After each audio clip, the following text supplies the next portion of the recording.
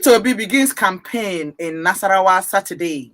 Anakawa na onye ahụ chọrọ iji ọkọlọtọ otu ndọrọndọrọ ọchịchị Labour wee zọọ ọkwa onyeisi ala bụ Maazị Peter Obi na ọ ga-amalite ịchụta nkwado na steeti Nasarawa ụbọchị Satọde na-abịa abịa. Atiku Tinubu Obi demands before campaign suspension.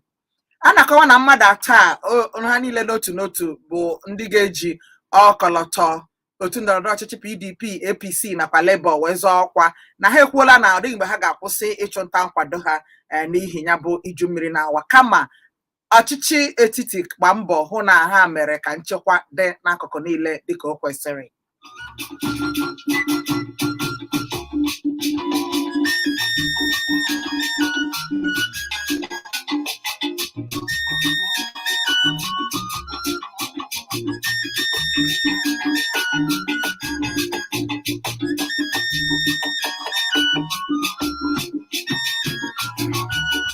Floods. Buhari demands action plan. Bayelsa gets donations. Obasanjo advises Nigerians on Adema Kabo Akuko de Roma. Manana Kawana de Kobasatari Jumiri na-emekpa ọtụtụ steeti ahụ n'ala Nigeria dịka ọ dị ugbu a. Na onye isi ala ekwuola kere ebe ego dị iche iche amapụtara maka amụma igbochi iju mmiri dị. Na ọ chọrọ ka minista na-ahụ maka okwu mmiri ala anyị zaa okwu a ngwa ngwa na ngwa ngwa. Emechakwa aga m agụpụtakwara gị akụkọ ahụ n'uju n'otu akwụkwọ akụkọ ọzọ. Gunmen attack Benue community, kill 2. Ya anakọwa na ndị ogbuegbe wakporo otu obodo na steeti Benue ma gbuo mmadụ abụọ. 5 women give birth in Anambra IDP camp. Ndị inyom 5 anọrọ na n'ebe ahụ ha gbara ọsọ gbanaghị iju mmiri na steeti Anambra ma mụọ nwa.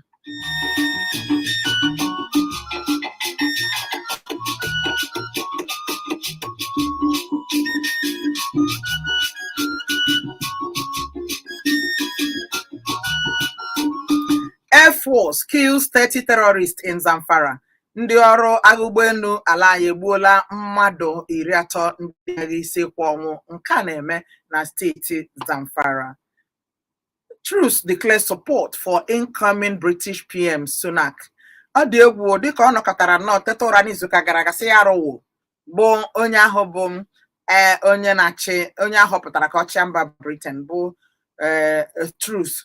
A na-akọwazi na dịka ọ ritụrụ n'ọkwa nọ na-ekwuzi na ya ga-akwado Sunak bụ onye nke weghara ọnọdụ na ebe ọ pụrụ. JTF arrests suspected oil thieves in Rivers. JTF arrests suspected oil thieves in Rivers. Nke a na-akọwa na otu ndị agha jikọrọ ọnụ ya bụ Joint Task Forces na ha nwụchikọla mmadụ ndị a na-enyo enyo na ha bụ ndị a na-ezu ohi mmanụ ime ala na steeti Rivers.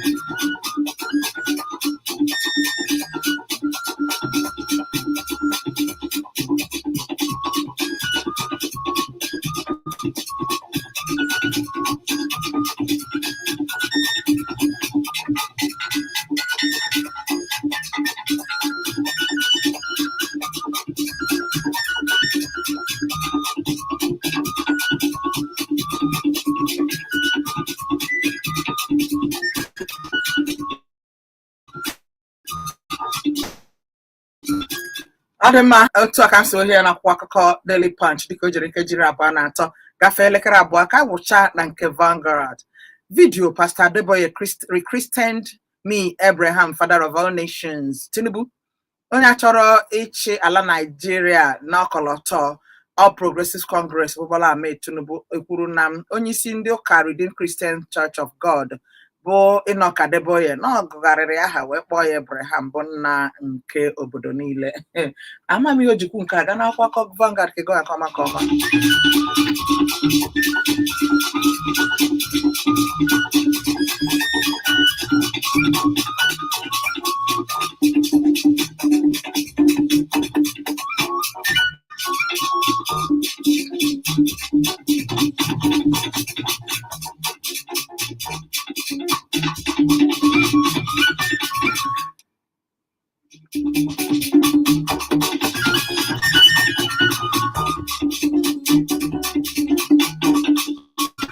control disease from panic buying.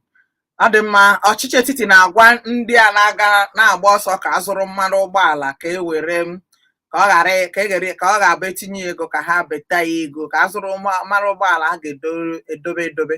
Ọchịchị etiti na-agwa ha jikwa nwa zoro onwe ha ike ha ga na-eme ngwa ngwa meghara onyinyo ha. Ọ dịka edere n'akwụkwọ akụkọ a. Obi urges Nigerians to reject presidency by proxy. Maazị Peter Obi agwala ụmụafọ Nigeria ka ha ghara ịhọ a na-atụnyere na ọ bụ onye isi ala ọ nọrọla mba ọzọ wee na-achị ndị ala Nigeria. Our members are dying from bad roads, Warri Zone PTD Secretary. Adịma onye ahụ na-abụ odeakwụkwọ ndị PTD ya bụ Petroleum Industry Development na-akọwa na ndị otu ha na-anwụ nnọọ n'ihi ajọ ụzọ.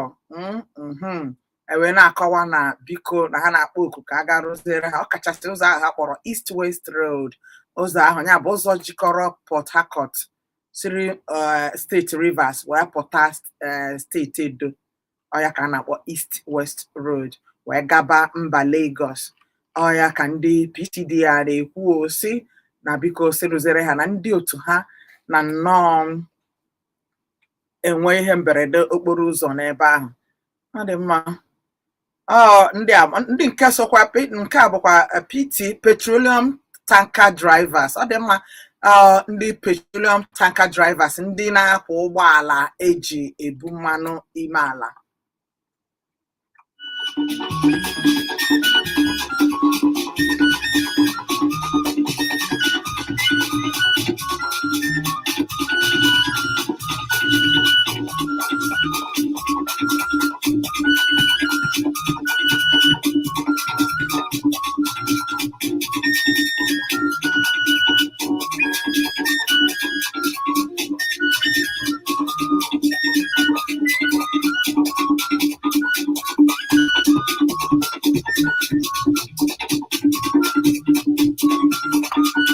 Atiku blast Tinubu over Dubai comments. A na-akọwa na onye ahụ chọrọ iji ọkọlọtọ PDP wee zọọ ọkwa bụ Atiku Abubakar na ọkatọọla okwu ahụ onye ogbo ya nke APC kwuru bụ Bola Ahmed Tinubu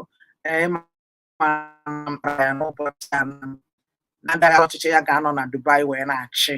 Atiku wee sakwazi ya nke ya. Ihe niile a dị n'akwụkwọ akụkọ Vanguard ganga ahụ ka gụọ ya nke ọma.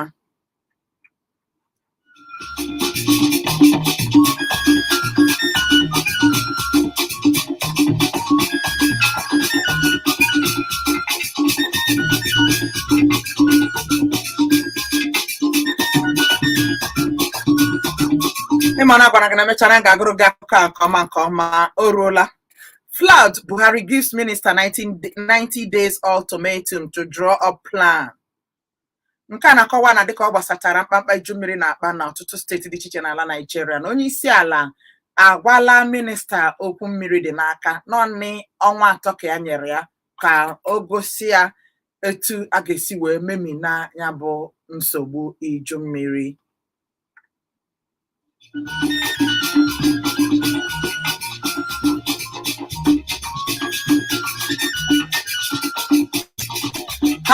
How I plan to fix flooding if elected President Obi. Nke a na-akọwakwa na ya bụ Maazị Peter Obi na-akọwa otu ọ ga-esi wee nọọ wee memina mkpamkpa iju mmiri na-akpa n'ala Nigeria ma ọ bụrụ na ahọpụta ya dịka onye isi ala.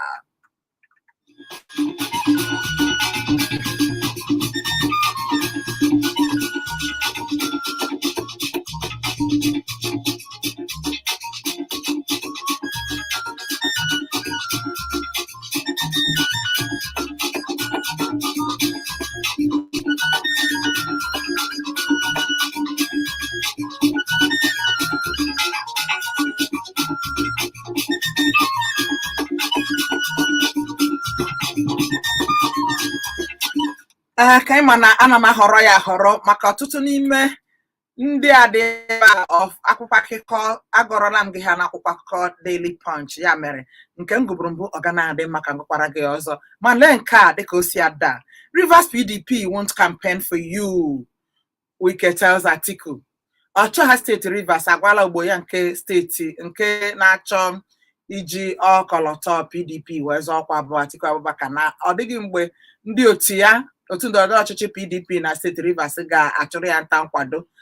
Ama m ihe kpatara WIKE ji ekwu ya gaa n'akwụkwọ akụkọ Vanguard ka ị gụọ ya nke ọma nke ọma.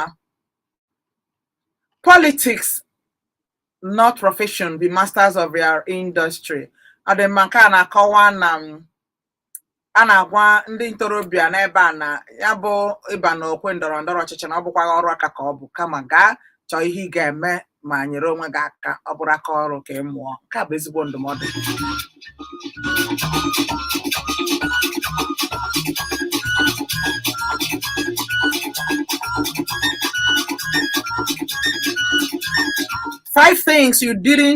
Five things you probably didn't know about new UK PM Rishi Sunak. Onye a na-akọwa ụzọ ihe ise ịmabeghị maka ya bụ onye isi onowu ọhụrụ nke mba Britain bụ Rishi Sunak. Gaa n'akwụkwọ akụkọ a ka akọrọ gị maka ya. Ihe a na-akọwa ngalala.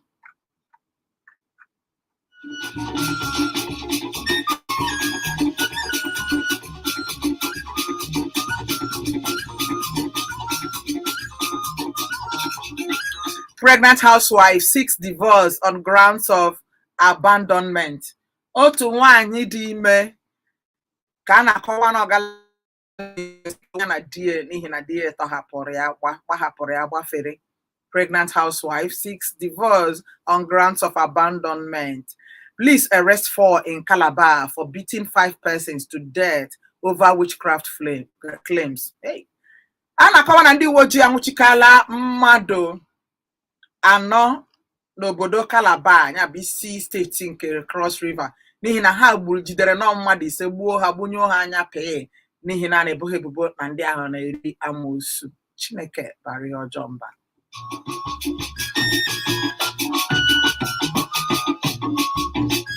$23,000 flee as violence hits DR Congo, says UN. Otu mba ụwa na-akọwa na dịka ọ dị ugbu a na mmadụ dị 23,000 esila mba Democratic Republic of Congo wee gbaa ọsọ n'ihi ya bụ ọgbaghara na-ada ebe a. Anyị gụkwara na gị ka n'akụkọ ụwa ụbọchị Fraịde o. Na ndị otu ndị kpọrọ onwe ha G21 nakwa na-alụso ndị agha mba Congo ọgụ mere ka ndị ụfọdụ si ebe ha bi gbaferecha ọsọ. Ọ dị egwu. Ọ dị metụ aka nsị ya n'akwụkwọ akụkọ Vanguard dịka ọ fọdụrụ nkeji 28 ka ọ kụọ elekere 3.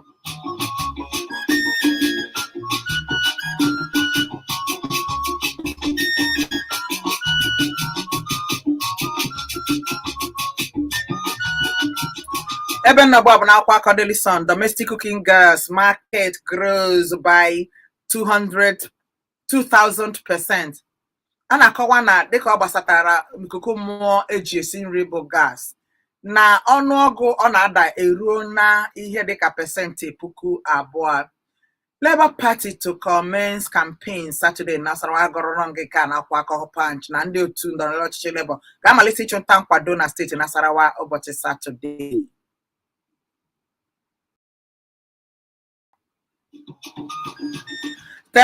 Terror threat, army begins special operations. A na-akọwa na ya bụ ama ndị mba US gbara ala Nigeria na ha tekwa nkwụcha na ndị agha isi ekwu ọnwụ nwere ike isi mba ọzọ bịa buso ha agha. A na-akọwazi na ndị agha ala anyị amalite na nnọọ ịrụ ọrụ pụrụ iche mụrụ anya dịka azụ megide nke a.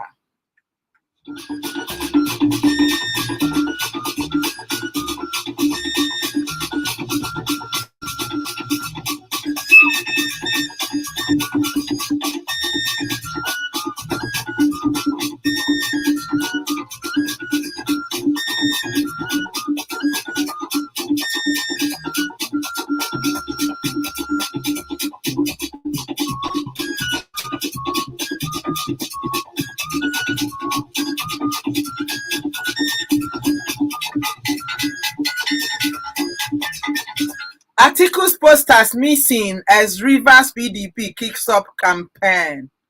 Atiku's posters missing as Rivers PDP kicks off campaign. Ana-akọwa na ahụkwaghị na akwụkwọ ịchụnta nkwado nke onye ahụ chọrọ iji ọkọlọtọ PDP wee chịa ala Nigeria bụ Atiku Abubakar na ahụzighị ihe ha niile a mara na steeti Rivers, ebe ndị otu ndọrọndọrọ ọchịchị ahụ malitere na nchụnta nkwado ha maka ntuliaka afọ ọzọ na steeti Rivers.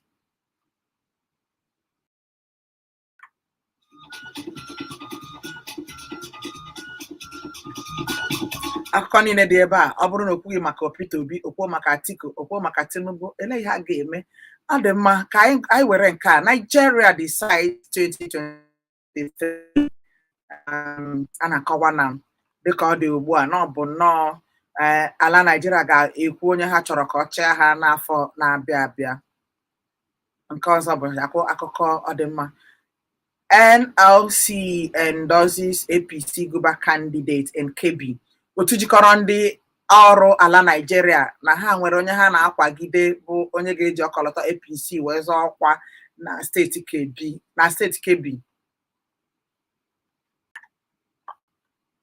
Nke akwa Abia North Group picks Bishop Onoha as consensus Guber candidate. N'okpuru ọchịchị gịnịkwa edeghị ngala ala, mana ihe na-akọwa bụ na ndị nọ na mpaghara mgbago Abia na ha ekwuola na ọ bụ Bishop Onoha ka ha chọrọ na-abụ ha kwekọrịtara ọnụ ya bụ consensus candidate. Ọ dị mma. Ọzọkwa na-ekwukwa decide ọ dị mma Abia South Abaribe no match for Ikpeazụ Nwanọrue. Onye nke bụ Nwanọrue na-ekwu na adịghị mgbe a ga-ejiri onye sinetọ ya bụ onye nọ na ọgbakọ omeiwu etiti bụ senetọ Enyi na Abaribe wee tụọrọ Ikpeazụ n'ebe ọ gbasatara ndị ga-anọchite anya mpaghara ha n'ọgbakọ omeiwu etiti na nke afọ ọzọ. Ọ dị egwu.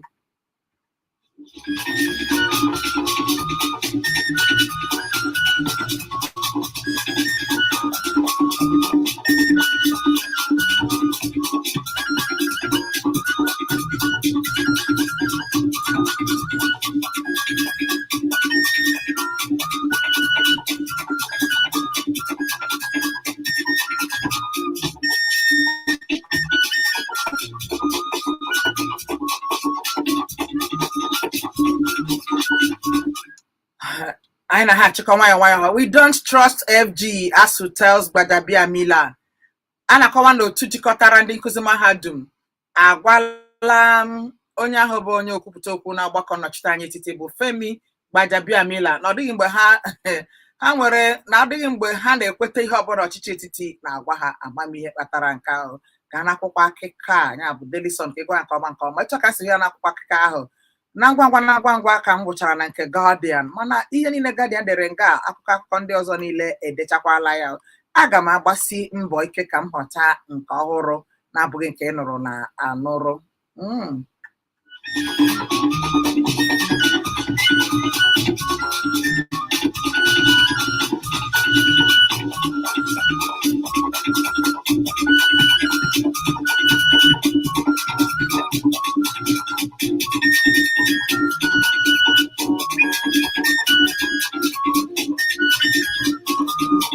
Worries over increasing children hawkers. A na-akọwa na dịka ọ gbasatara ibunye ụmụaka ihe ka ha ga na-ere kama iziga ha akwụkwọ na nweziri nọ ndị nke a na-eche ụra. Ọ dịkwa mma. Okada riders to get digital identification.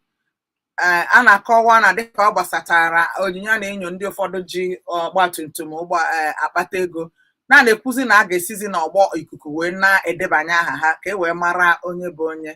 Ọ dịka akwụkwọ akụkọ Guardian na-ekwu ka m si na-agụrụ gị ngalala.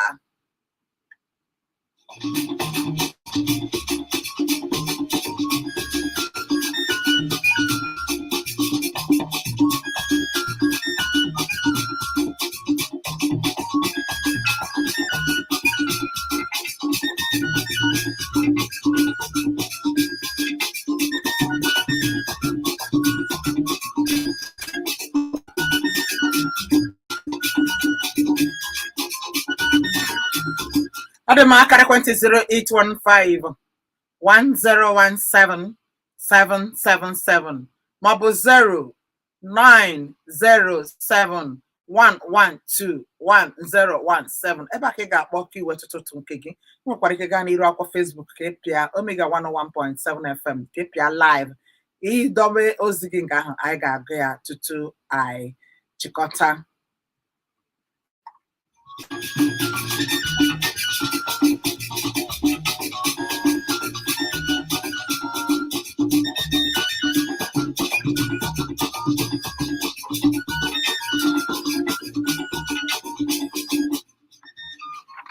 Efu asatọ otu ise otu efu otu asaa asaa asaa asaa maọbụ efu iteghete efu asaa otu otu abụọ otu efu otu asaa gere ọkwa tutu anyị malite.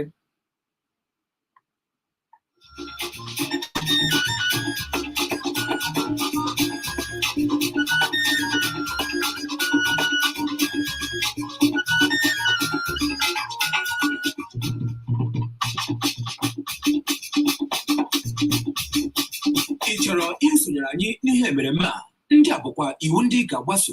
Nke mbụ, kpọọ anyị akara ekwentị ndị a 08151017777 maọbụ 09071121017. Nke abụọ, ị ga-agwa anyị aha gị, ebe isi akpọ nakwazi isi akụkọ ị ga-achọ itinye ọnụ na ya, ma gị cheta na ọ bụ naanị otu nkeji ka ị nwere iji tụtụtụ nke gị. Nke atọ, biko akparịkwana maọbụ kwutọọ onye ọbụla nke na-ege ntị maọbụ onye ọbụla kpọrọ ọnụ n'ihe emereme a. Oge isi akụkọ dị n'akwụkwọ akụkọ ala anyị naanị n'Omega 101.7 FM Umuchu.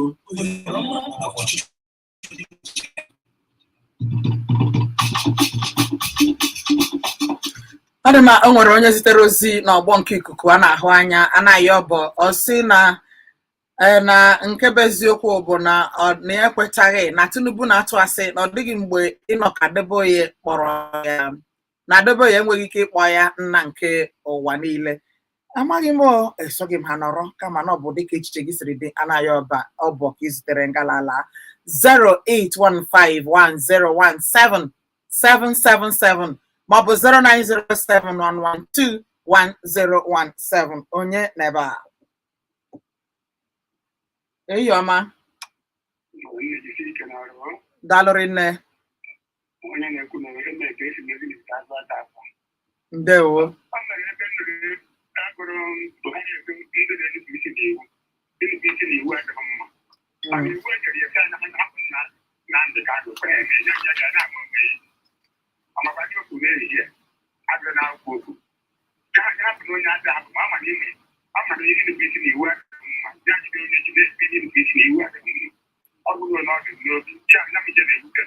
Ọ dị mma, daalụ dedem. Ana m eche na ọ bụ nke ahụ akwụkwọ akụkọ Punch dere. Ọ na-ekwu na bụ ezie na okwu akpọmasị adịghị mma mana na ọ gaghị akwụsị ka a na-alụ ọgụ mmadụ ikwu uche ya. Ọ n'ebe a ka ị gbadoro ụkwụ. Daalụ dede. Onye n'ebe a? Ihe ọma o. Otu a ka ọ dị. Gbam.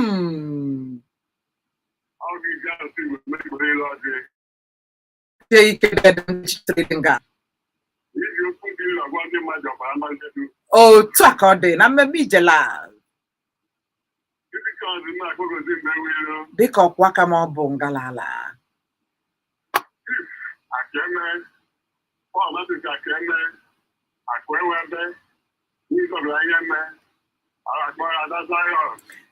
Dịka nwafọ mba Israel mbụ dede. Dalụrị nne nọ n'ebe a Emperor. Dịkwazara gị Emperor nọ.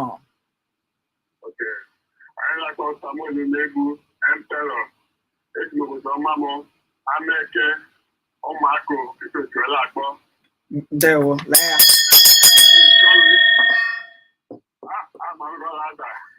Ndewo. Amị gọzikwazị gị.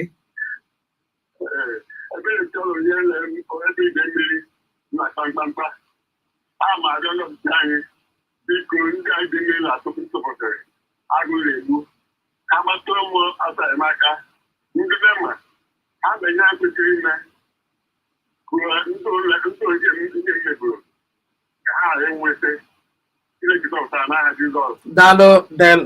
Dalo rinne amio emperor sitere ụmụakụisi oche onye ka bụ Livi Ike o wee na-ekwusi na ọ dị ihe ga-akwụsị ndị ohi mmanụ n'ala Naịjirịa n'ihi na ndị niile nọ na oge ọchịchị na aka ha dị na ya. Amaghị m isi agha mara dede nke a bụ uche gị ka ị kwuru. Kelechi Okoye, ahụrụ m ozi gị ka m bụrụ oku a ka m gụọ ya. Onye n'ebe a? Ehihie ọma dede. Ahịze Chineke nke nkene gị ka ọ pasị ya. Ndewo.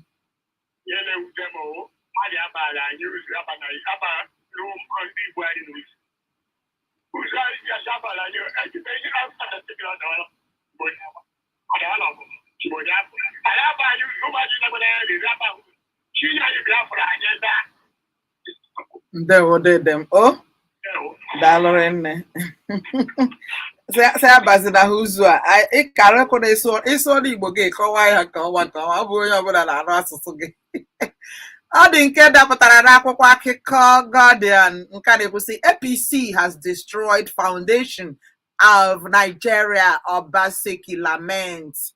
Nke na-akọwa na aka na-achị steeti Edo bụ Godwin Obaseki ọ nọzi nnọọ na-eti olololo na otu ndọrọndọrọ ọchịchị APC, All Progressives Congress, na ha emebiela ntọala Nigeria. Amaghị m ọ dịka o si wekwu. Kelechi Okoye ka ị mere ị na-asị na ihe ọma chirọtala m na ka ị nọrọ na-egele ọ dị mma na-awụli elu dịka nwele nọ ngalala na-awụli elu dịka nwele dalụrị dede isi ọtọm ya biko ya mee ihe gbasatara ya bụ mwakpo a na-awakpo ndị niile bụ ndị bi na steeti Benue. Ya esikwazie na ị na-ebunye ndị inyom ndị ahụ mụrụ nwa n'ụlọ ebe a ha gbara ọsọ gbapụrụ iju mmiri niile ekele ha n'otu n'otu.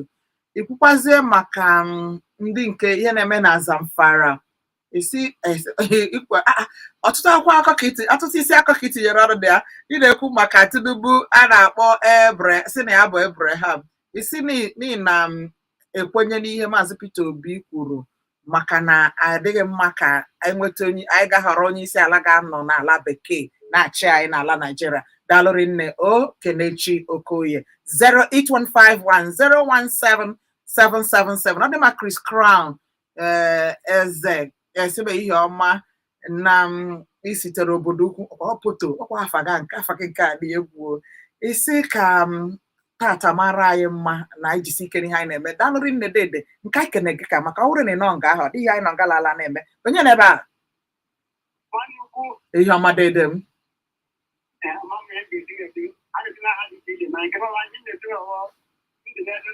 Ahịze ya wee daalụrị nne amio ụmụlewe nnọọ ngalala. Ndewo dede.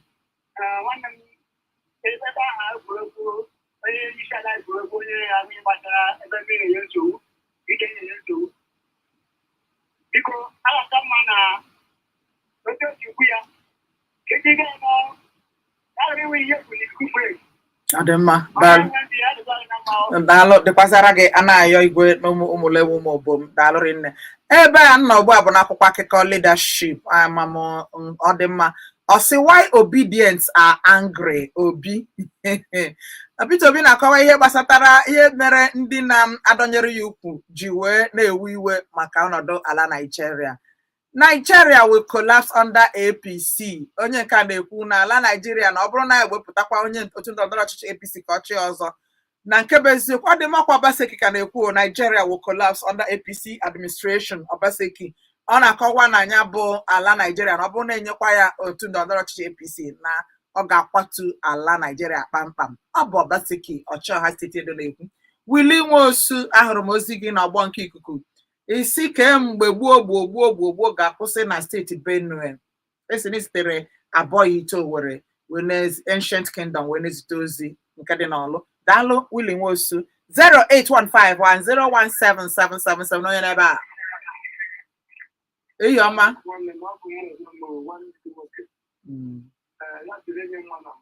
Amio. Melin. No, they them no.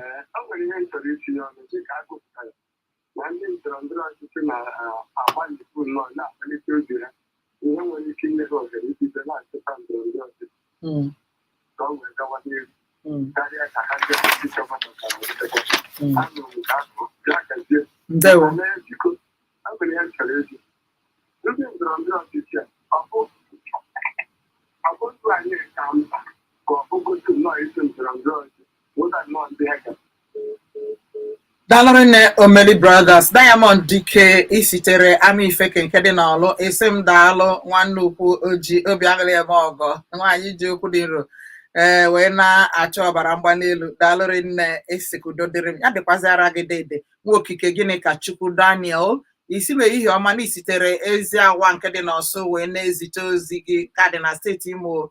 Isi na ịchọghị ya bụ ọchịchị prezidenti ga-anọ na mba ofesi wee na-achị na ihe a chọrọ bụ nke ga-anọ nso n'ala Nigeria. Daalụ okike.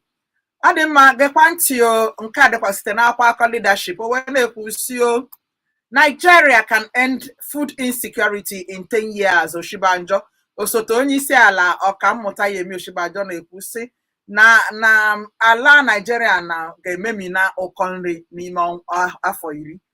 Ewe m na-ajụ ele ebe oshi agaga n'okwu ọ na-ekwu. Adịkwa ka ga-akwụsị buru oku umegboro John Bosco Ikechukwu nna keka ime n'ehihie a iwe na-ekwusi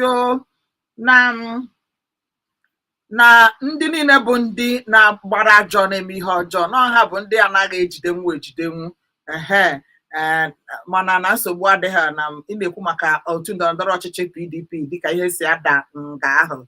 Isi na ị maara ihe kpatara otu ahụ o ji esiri ha ike iji were memina ndị ọ dị mma makwa WIKE ka ị na-ekwu maka ya maka ihe nụrụ ebe ahụ wicked. Ọ dị mma ana m echekwa na WIKE ka ị na-ekwu. He has proven to be untouchable masquerade. Umegboro dalụrị nne ị na-akọwa maka ọchịagha steeti Rivers bụ Nyesom Wike n'ịma ihe kpatara na otu ndọrọndọrọ ọchịchị PDP apụghị inwe n'okwu n'ebe ọ nọ n'ihi na nọ bụ iwe na-ekwuzi na ndị nwanọ bụ architect of injustice na bụ na ọha bụ ndị kpatara nkwa ahụhụ na ata ha ire. Ọ dị mma by frustrating zoning ya bụ dịka ha ekweghị ka ebugharịa ọchịchị na mpaghara nkachasị ka ebupụta ya n'ala Igbo. Daalụ umegboro John Bosco Ikechukwu. Onye ka bụ adị mma ka m bịagodu na oge adị nwa ka m bụrụ otu oku. Onye na ebe a oyi mmadụ dị iri ibe ya odede nnọọ obulo nnọọ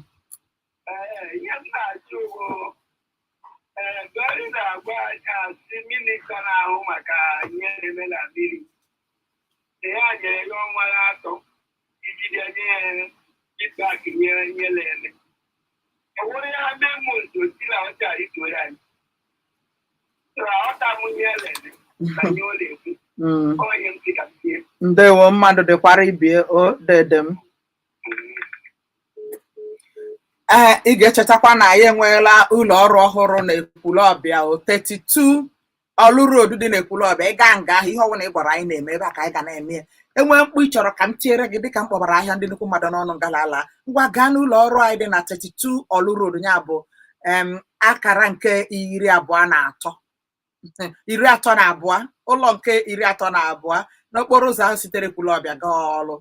Ị ga-ahụ ndị ọrụ anyị bụ ngalaba azụmahịa anyị. Ihe ọbụla ị chọrọ ka ha mere gị anyị ga-emere gị nga ahụ naanị ego eji ata akara anyị tibere gị mkpu ngalala.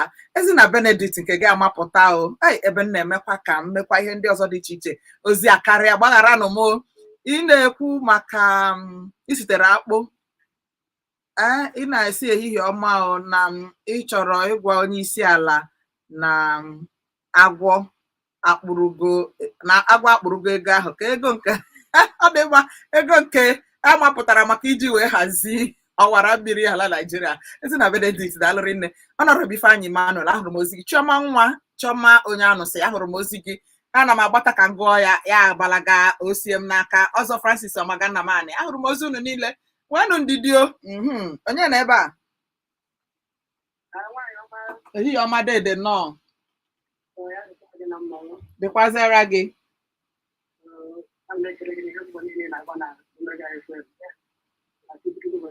amị gọzikwazị gị nwa na-ege ege ọ dị nnọọ